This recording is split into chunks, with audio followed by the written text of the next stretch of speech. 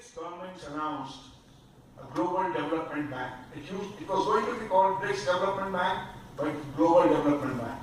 The two major investors in this are China and India from our region. It's going to be headquartered in Shanghai, and the first chair of the board will be an Indian. Since many of us have chased Asian Development Bank and World Bank, I think time has come to now target this development bank because it is growing out of our own region. And the second is Asian Infrastructure Investment Bank. That is even labeled Asian. A large number of public resources and private investment funds are going to move in these. I am not saying we don't need physical infrastructure, but I think our claim on high quality financing of high quality education for all must be placed in front of these. Because our governments otherwise will not hear an alternative call. They are right now hearing the call for physical infrastructure. And I think we need to make a call, a demand, and not too late, quickly, because both Development Bank and Asian Infrastructure Investment Bank have already been announced in the last 6 months. So this growth model also has consequences on what our friends from Sub-Region 4 have been saying, what the concerns the President of our state brought to table in terms of sustainable development. And we must find a way to therefore challenge the economic growth model that is currently being presented.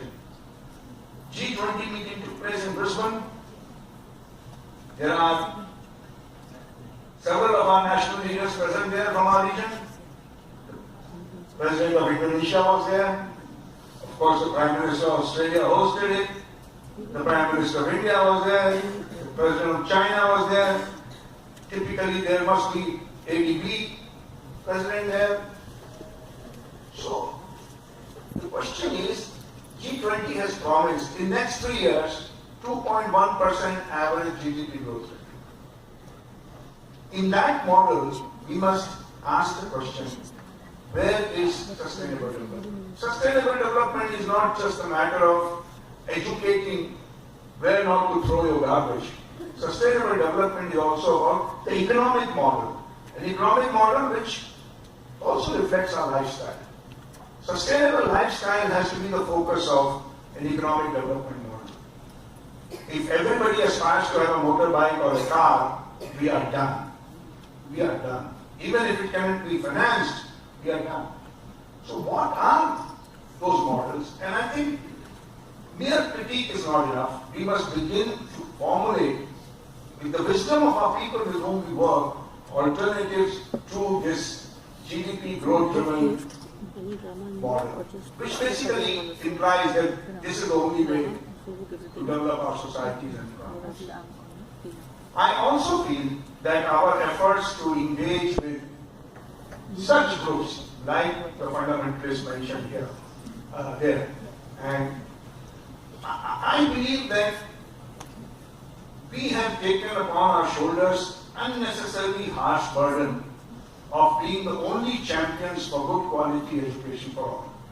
Why the hell remaining 2.6 billion Asians also don't take responsibility?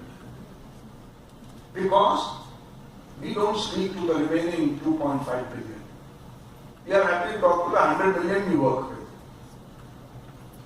Who will talk to fundamentalists? Who will talk to private business? Who will talk to corrupt politicians? Because if we don't talk, surely they are not sitting in meditation quietly. Some other folks are talking. Some are whispering in their ear. Some are putting hands in their pockets. Briefcases in their bedrooms.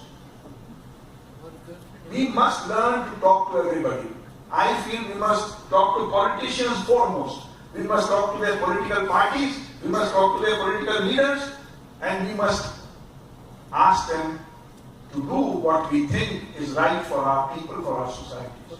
We must talk to the fundamentalists. After all, they also belong to our countries and our communities. We must talk to private business. Their companies may be making profits, but they themselves must be thinking about where they live and work. It is possible that some of them may be thinking about quality education as well. You may be surprised how many people in business are worried about quality education. They are worried about poor quality private supply of education as well, not just lower quality public supply of education. So I think we must learn to engage. This morning, welcoming us, Robi said this is an important space. We have created this space, we must protect it, claim it. But I think we must invite in this space all those we have hesitated to talk to all these years. So that when 51st, 59th, 60th and 100th birthday of our space celebrated, there are people who are erstwhile fundamentalists, erstwhile for-profit seekers, erstwhile corrupt politicians also among us. The day we make education everybody's business, we are done, our job is over. We can migrate to the Himalayas for meditation. But I urge you, there was one group which said we will talk to the faith-based organization. This group there, talk to faith groups. Let us learn from them. How does it give them the confidence? Which other faiths they must be having? Islam, Hinduism, Buddhism, Christianity of various forms, etc., etc. Beyond that, you run out. There are more civil society organizations than faith.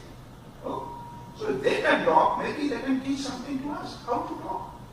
Maybe their faith-based people are not yet equipped with AK-47, and ours are. But they are equipped with AK-47 because they have forgotten the Quran or the Bible or the Gita in the meanwhile. So let them hold those documents and leave AK-47 around. South Asia is not the only place where this contestation is happening. It is happening in East Asia as well. It is happening in the waters of South China Sea. It is going to happen as demand for extractive resources increases. As everybody aspires to get a motorcycle and a car in our region.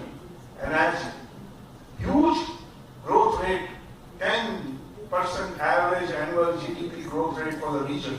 Because don't forget, Asian region is now financing as well as supplying for the rest of the world. Europe's growth rate is stagnant. Asian growth rate is supporting a lot of that. Money is floating around in Europe and North America waiting to be invested somewhere. Because the government security in those countries does not earn more than 2% interest. You want 10, 12, 15, 20% rate of return, you invest in booming Asian economies. And generally in the resource-based economies. And in those resource-based economies, contestation is bound to grow. I am not implying that coal should not be mined. But there is a way to do it which protects the dignity that was being mentioned from this group. Which is a win-win and not at the cost of some people who stay and live around the mines. So adult education and our fraternity has to find a way to intermediate in those contestations. Because if we don't intermediate, those contestations are already becoming and likely to become increasingly more violent. And you can see all the way from Solomon Islands and Papua New Guinea on that side to Afghanistan. And I hope we can find a way to use our fraternity of educators to intervene. This is the education for critical consciousness. This is what dialogue with faith-based groups will allow us to do. And this is what will generate dignity for us all. So I hope this conference is a stepping stone for us to collectively think about reaching out to those from whom we have shadowed. Because the agenda we have posed for ourselves, all these issues, the points that Maria reminded us, this is not a private agenda.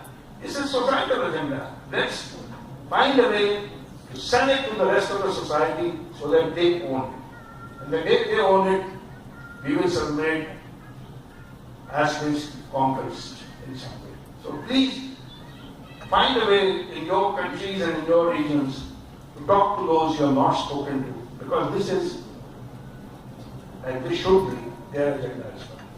Thank you for your reflections. Have a cup of tea and we will come back with the meeting.